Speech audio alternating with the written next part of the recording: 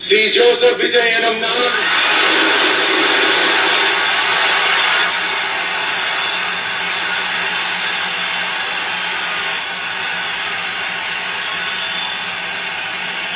சட்டப்படி அமைக்கப்பெற்ற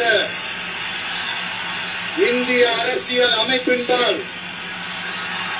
உண்மையான நம்பிக்கையும் மாறா பற்றும் கொண்டிருப்பேன் என்றும் இந்திய நாட்டின்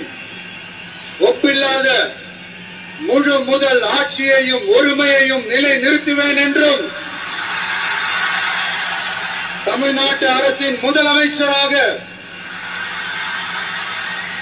உண்மையாகவும் உளச்சான்றின்படியும் என் கடமைகளை நிறைவேற்றுவேன் என்றும்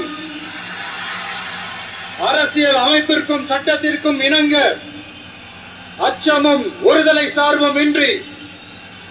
விருப்பு வெறுப்பை விலக்கி